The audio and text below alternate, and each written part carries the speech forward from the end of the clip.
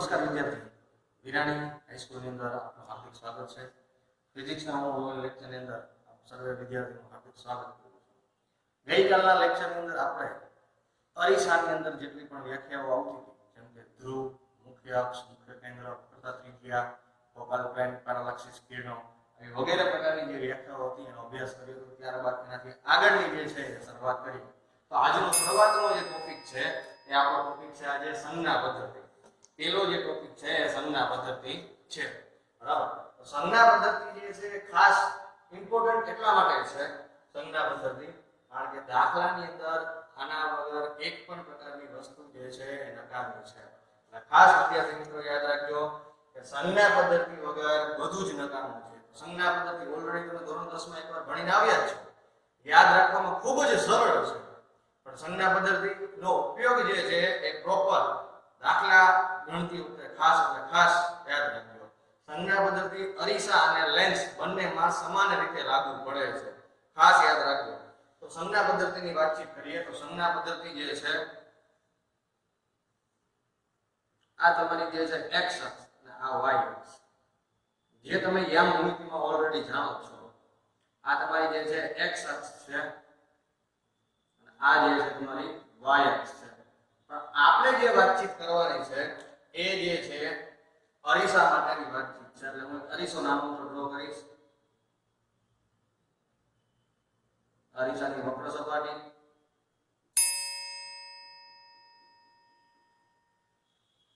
અહીંયા જે બિંદુ છે એને ધ્રુવ P કહીએ છીએ, બરાબર। હવે અરીસાની આ બાજુ તમે આમ ઊભા રહ્યો તો આ તમારો જે છે જમણો હાથ થાય અને આ બાજુ જે છે તમારો ડાબી સાઈડ થાય। તો અરીસાની ડાબી બાજુના જેટલા અંતરો હોય એટલે કે ડાબી તરફના અંતરો, ડાબી બાજુ નિશાની કરું છું ઋણ, ડાબી બાજુના બધા અંતરો જે છે ઋણ હોય છે। કેવા હોય છે? ઋણ। જ્યારે જમણી તરફના અંતરો હોય, બરાબર, જમણી તરફના અંતરો, જમણી બાજુના અંતરો, જમણી તરફના અંતરો, જમણી બાજુ બધા અંતરો પ્લસ લેવામાં આવે છે, બરાબર। ત્યારબાદ ઉપરની સાઈડ જો વાતચીત કરવામાં આવે તો ઉપરની સાઈડ એટલે કે ઉપર તરફ, ઉપર બાજુ જે છે બધા અંતરો જે છે પ્લસ લેવાય છે। જ્યારે નીચેની તરફ વાતચીત કરવામાં આવે ત્યારે બધા અંતરો જે છે માઈનસ લેવામાં આવે છે, બરાબર। ઉપરની બાજુના બધા અંતરો પ્લસ અને નીચેની તરફના બધા અંતરો માઈનસ લેવામાં આવે છે। ડાબી બાજુના બધા અંતરો માઈનસ અને જમણી બાજુના બધા અંતરો પ્લસ। યાદ રાખવામાં સરળ રહી જાય એવી છે, સરળતાથી યાદ રહી જાય એવી છે। પણ એક નોંધ હંમેશા યાદ રાખજો, બધા અંતરો હંમેશા, જેને નોંધ તરીકે લખું છું, બધા અંતરો હંમેશા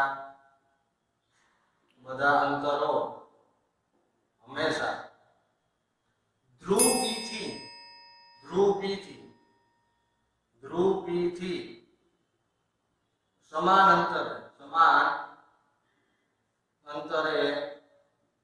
માપવામાં આવે છે, બરાબર। બધા અંતરો ધ્રુવ P થી સમાન અંતરે માપવામાં આવે છે। ત્યારબાદ પ્રકાશનું આપાત અને પરાવર્તિત કિરણ જે છે એ કેવી રીતના જે છે જોઈ શકાય છે? તો આપાત અને પરાવર્તિત પ્રકાશના કિરણો જે છે તમે જેવી રીતના આપાત કરો છો ત્યારે પરાવર્તન કેવું જોવા મળે છે એની નાની અમથી વાત છે। એમાં મુખ્યત્વે 4 એક ખાસ નાની અમથી નોંધ યાદ રાખજો જે હું બોલું છું। કોઈ પણ પ્રતિબિંબ રચવા માટે ઓછામાં ઓછા 2 કિરણોની જરૂર પડે। ફરી એકવાર, કોઈ પણ પ્રતિબિંબ રચવા માટે ઓછામાં ઓછા 2 કિરણોની જરૂર પડે છે। આ ખાસ એટલે ખાસ યાદ રાખજો, કારણ કે ઘણીવાર એવું થતું હોય તમારા મગજમાં એવું હોય કે 3-4 કિરણો ભેગા થાય તો જ પ્રતિબિંબ રચે, એક કિરણ હોય તો પ્રતિબિંબ રચાય નહીં। ઓછામાં ઓછા 2, વધુમાં વધુ ગમે એટલા કિરણો તમે ભેગા કરી શકો છો, બરાબર। તો એની આગળ વાતચીત કરીએ તો પ્રકાશનો આપાત અને પરાવર્તિત કિરણની વાતચીત કરીએ છીએ ત્યારે પેલું કિરણ અનંત અંતરેથી આપાત કરેલું છે। આ અનંત અંતરેથી આપાત કરેલું છે જે કિરણ અરીસાની પરાવર્તિત સપાટી સાથે અથડાય અને મુખ્ય કેન્દ્ર 1 માંથી પસાર થાય। તમે હંમેશા જ્યારે અનંત અંતરેથી પ્રકાશનું કિરણ આપાત કરો છો ત્યારે પરાવર્તિત કિરણ મુખ્ય કેન્દ્ર 1 માંથી પસાર થાય છે। ત્યાર પછી બીજું કિરણ, જો તમે આપાત કિરણ આપાત કિરણ જો તમારું ધ્રુવ P માં હોય, આપાત કિરણ જો તમારું ધ્રુવ P ની અંદર હોય તો પરાવર્તિત કિરણ ધ્રુવ P માંથી જ બહાર નીકળે છે. ત્યારે પરાવર્તિત કિરણ જે છે ધ્રુવ P માંથી જ બહાર નીકળે છે. બીજી એક વસ્તુ, આપાત અને પરાવર્તન કોણના નિયમો આપણે ભણી ગયા છે. આપાત કોણ એટલે કે થીટા I અને પરાવર્તન કોણ એટલે કે થીટા R. આપાત કોણ એટલે કે થીટા I, પરાવર્તન કોણ એટલે કે થીટા R, અને મૂલ્ય હંમેશા કેવા હોય છે? સમાન હોય છે. બરાબર?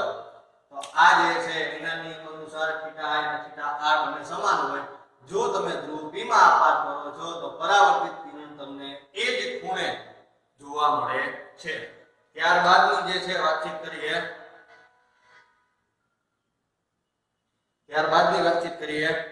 તો ત્રીજું જે કિરણ છે એ કિરણ જો તમે વક્રતા કેન્દ્ર C માંથી આપાત કરેલું હોય, વક્રતા કેન્દ્ર C માંથી આપાત કરેલું છે તો પરાવર્તિત કિરણ જે છે એની એ જ દિશામાં પાછું જોવા મળશે.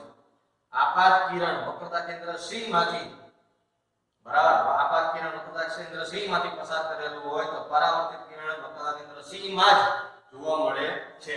ત્યાર પછીની જે છે ચોથું કિરણની વાતચીત કરીએ. આપાત કિરણ દાખલા તરીકે તમે મુખ્ય કેન્દ્ર F માંથી પસાર કરેલું હોય, આપાત કિરણ તમારું મુખ્ય કેન્દ્ર F માંથી પસાર કરેલું હોય તો પરાવર્તિત કિરણ મુખ્ય અક્ષને સમાંતર જોવા મળે છે. કેમાં જોવા મળે છે? મુખ્ય અક્ષને સમાંતર. ફરી એકવાર ચારે ચાર કિરણની ચર્ચા કરી જઈએ.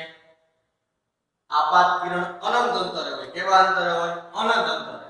તો પરાવર્તિત કિરણ મુખ્ય કેન્દ્ર F માંથી જોવા મળે છે. આપાત કિરણ ધ્રુવ P માં આપાત કરેલું હોય તો પરાવર્તિત કિરણ એટલા જ ખૂણે જોવા મળે છે. ત્યારબાદ આપાત કિરણ વક્રતા કેન્દ્ર C માં જો આપાત કરેલું હોય તો એની એ જ દિશામાં પાછું જોવા મળે છે. જ્યારે ચોથાની અંદર વાત કરીએ તો આપાત કિરણ તમે મુખ્ય કેન્દ્ર F માંથી પસાર કરો છો ત્યારે પરાવર્તિત કિરણ મુખ્ય અક્ષને સમાંતર જોવા મળે છે. બરાબર વિદ્યાર્થી મિત્રો? આ જે છે કિરણો જે છે એનું ખાસ એટલે ખાસ યાદ રાખજો. આમ તો જનરલી આપણને કોઈ MCQ માં પૂછી શકાય, બાકી થિયરિકલ પોર્શનમાં પૂછતા નથી. પણ આની અંદર દાખલાની અંદર ખાસ અવારનવાર આનો ઉપયોગ થઈ શકે અથવા બીજા કોઈ પણ પ્રકારની માહિતી જ્યારે મેળવવાની થાય ત્યારે એમાં મેળવી શકાય છે. બરાબર? ત્યાર પછી R અને F વચ્ચેનો સંબંધ. R એટલે તમને ખબર જ છે રેડિયસ, F એટલે ફોકલ લાઈન. વક્રતા ત્રિજ્યા R અને કેન્દ્ર લંબાઈ F વચ્ચેનો જે છે સંબંધ એ ધારેલો. તો અરીસો તમારી સમક્ષ છે, અંતર્ગોળ અરીસો. અંતર્ગોળ અરીસામાં તમને ખબર જ છે આપણે અનંત અંતરેથી પ્રકાશનું કિરણ આપાત કરેલું હોય, અનંત અંતરેથી પ્રકાશનું કિરણ આપાત કરેલું હોય તો પરાવર્તન પામી મુખ્ય કેન્દ્ર F માંથી પસાર થાય. બરાબર? હવે F માંથી પસાર થાય ત્યારે જે આ બ્લુ કલરની જે લાઈન તમને દેખાય છે એ મે સપાટીને દોરેલો લંબ છે. એવી આપણે ઓલરેડી એક પ્રકારની આકૃતિ ભણી જ ગયા છે. કેવી આકૃતિ? પરાવર્તનના નિયમો વખતેની જે આકૃતિ હતી એ યાદ કરો. આપાત બિંદુ પરાવર્તન જોવા મળે છે અને દેશ જે છે સપાટીને દોરેલો લંબ હોય. શું હોય? સપાટીને દોરેલો લંબ. આ આકૃતિ તમારી આને સીધી છે. જ્યારે એને આડી કરીને પણ ઉપર થઈ જવું તો તમને વધારે આઈડિયા આવશે.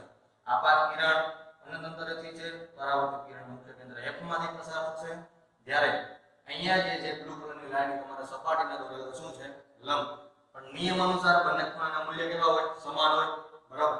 જો એ મૂલ્ય સમાન હોય તો આ એક રચના ખાસ જોજો, Z આકાર નહીં, જે ડોટ ડોટ ડોટ ડોટ વડે દર્શાવું છું.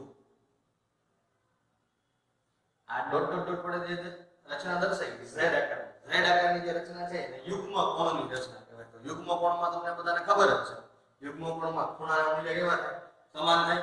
એટલા માટે તમે જે છે એવું લખી શકો, જો આ ખૂણાનું મૂલ્ય થીટા હોય તો આ ખૂણાનું મૂલ્ય પણ કેટલું થાય? થીટા થાય. ત્યારબાદ બીજી એક નાની અમથી વાતચીત કરીએ. ત્રિકોણ FDM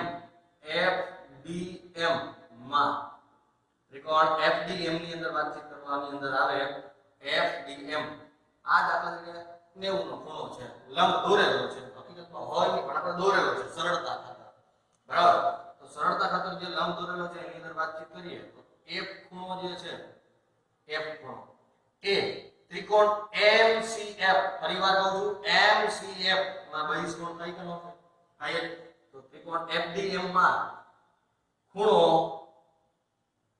MFD ત્રિકોણ FDM માં ખૂણો MFD એ ત્રિકોણ CMF નો બહિષ્કોણ છે MFD બરાબર ત્રિકોણ FDM માં ખૂણો MFD એ ત્રિકોણ CMF નો બહિષ્કોણ છે એ વાળી વસ્તુ જો બહિષ્કોણ હોય તો તમને ખબર જ છે જે ખૂણો બહિષ્કોણ હોય એના સિવાયના બંને ખૂણાનો સરવાળો એના જેટલો થાય તો એનો મતલબ કેવો થઈ ગયો I થીટા છે આ ખૂણાનું માપ કેટલું થઈ ગયું છે 2 થીટા સીધી વસ્તુ બરાબર આ 2 થીટા માપ થઈ ગયું હવે આગળની વાતચીત કરીએ ફરી એકવાર આગળ જઈએ ત્રિકોણ CMF માં CMF ની અંદર વાતચીત કરીએ અથવા તો એનાથી વધારે ત્રિકોણ CMD માં tan થીટા લઉં tan થીટા એટલે કે C ખૂણાથી હું થીટા જોવાની શરૂઆત કરીશ તમારી સામેની બાજુ કઈ થશે tan એટલે કે સાબાના છેદમાં બાબા તો MD તમારી સામેની બાજુ અને CD તમારી પાછળની બાજુ સાબાના છેદમાં બાબા એટલે કે MD ના છેદમાં CD હવે MD નું માપ તમારી પાસે નથી બરાબર એટલે કે tan થીટા MDM ના છેદમાં CD નું માપ કેટલું હશે તો તમને ખબર જ છે વક્રતા કેન્દ્ર C અને ધ્રુવ P વચ્ચેનું જે અંતર હોય એને વક્રતા ત્રિજ્યા R કહેવાય હું કેટલા લખી શકીશ R લખી શકીશ તો R છેદમાં છે તો ગુણાકારમાં જાવ R tan થીટા બરાબર MD પરિણામ નંબર 1 આપી રેડી આપી વસ્તુ ત્યારબાદ બીજા ત્રિકોણ માટે વાત કરીએ કયો ત્રિકોણ MFD ત્રિકોણ MFD માં tan 2 થીટા બરાબર MD ના છેદમાં FD MD ના છેદમાં FD tan 2 થીટા MD નો માપ તમારી પાસે નથી ભાઈ MDM નો પણ FD નું વેલ્યુ કેટલી છે તમારી પાસે FD એટલે કે અહીંથી આટલું માપ થશે D આપણે સરેરાશ લીધેલું છે F થી P એટલે કે કેન્દ્ર લંબાઈનું માપ હોય જેને સ્મોલ f વડે દર્શાવાય તો સ્મોલ f નો મલ્ટીપ્લાય કરી દઈએ F tan 2 થીટા બરાબર એવું લખી શકાય MD અને બીજો પરિણામ નંબર 2 હવે તો પરિણામ નંબર 1 અને 2 પરથી જે છે વાતચીત કરીએ પરિણામ નંબર 1 અને 2 પરથી વાતચીત કરીએ પરિણામ 1 અને 2 પરથી બરાબર તો અહીંયા તમારી પાસે r થીટા છે કેટલા છે r tan થીટા છે આ બાજુ કેટલા છે f tan 2 થીટા છે બરાબર tan theta r tan theta બરાબર f tan 2 થીટા છે તો તમે આવું લખી શકશો એપ્રોક્સિમેટ કે tan થીટા એપ્રોક્સિમેટ કેટલા લખાય થીટા લખાય tan થીટા એપ્રોક્સિમેટ કેટલા લખાશે થીટા લખાશે તો r બરાબર તેથી તમે આવું લખી શકશો r બરાબર 2 થીટા સોરી 2f લખાશે શું કામ બે બધી થીટા થીટા કટ થઈ જશે ખાલી વધશે કેટલું 2f બરાબર રેડી r બરાબર 2f આ નો સંબંધ મળી ગયો એટલે આના ઉપર એવું સાબિત થઈ ગયું કે વક્રતા ત્રિજ્યા જે છે કેન્દ્ર લંબાઈની બમણી હોય વક્રતા ત્રિજ્યા કેવી હોય કેન્દ્ર લંબાઈની બમણી એટલે r બરાબર તમે શું લખી શકશો 2f ક્લિયર આટલી વસ્તુ ફરીવાર એકવાર વાતચીત કરી ગઈએ તો ત્રિકોણ MCF ની અંદર જોવા જઈએ તો આ ત્રિકોણનો બહિષ્કોણ કયો થશે MFD આપણો થશે ત્રિકોણ MCF નો બહિષ્કોણ MFD ખૂણો થશે જો આ ખૂણાનો માપ થીટા છે આ ખૂણાનો માપ થીટા છે એટલે આ બેનો સરવાળો કેટલો થશે 2 થીટા જેટલો થશે એટલા માટે આપણે જે છે બહિષ્કોણમાં MFD નો ખૂણો જે છે 2 થીટા લીધેલો છે ત્યારબાદ ત્રિકોણ MCD અથવા તો CMD કોઈ પણ લઈ શકો CMD માં tan થીટા બરાબર સાબાના છેદમાં બાબા સામેની બાજુ એટલે કે MD પાછળની બાજુ એટલે કે CD MD ના છેદમાં CD tan થીટા બરાબર MD ના છેદમાં CD એટલે કે કેટલું થશે R થશે ઓકે ને તો r છેદમાં છે મલ્ટીપ્લાય માં જવા દે r tan θ બરાબર md રેડી એટલી વસ્તુ તો એના પરિણામ નંબર 1 આપીને અટકાવી દો ત્યારબાદ mfd ની અંદર વાતચીત કરીએ તો mfd એટલે કે f ની વેલ્યુ જે છે એ 2θ છે તો તેથી tan 2θ બરાબર md ના છેદમાં fd એટલે કે md ના છેદમાં fd લખ્યા પણ fd ની વેલ્યુ તમારી પાસે કેટલી હશે એટલે કેન્દ્ર લંબાઈ જેટલી હશે એટલે કે f સ્મોલ f tan 2θ બરાબર md ના છેદમાં f f tan 2θ બરાબર md ને પરિણામ નંબર 2 તરીકે લખાઈ દઈએ પરિણામ 1 અને 2 પરથી સાબિત થઈ જાય r tan θ બરાબર f tan 2θ બરાબર r tan θ બરાબર f tan 2θ તરીકે ઓળખી શકાય છે તેથી θ એપ્રોક્સિમેટ θ બરાબર લખી શકાય tan θ એપ્રોક્સિમેટ θ તેથી r બરાબર 2f કારણ કે બે ઘડી θ કટ થઈ જશે ખાલી વધશે કેટલા 2 અહીં કેટલા વધશે f આમાં કેટલા વધશે r એટલે r બરાબર 2f આના ઉપરથી એવું સાબિત થઈ ગયું કે વક્રતા ત્રિજ્યા જે છે કેન્દ્ર લંબાઈની કેટલી હશે બમણી હશે તમે એવું લખી શકો કેન્દ્ર લંબાઈ વક્રતા ત્રિજ્યાની કેટલી થાય અડધી થઈ શકે ખબર પડી કે આટલી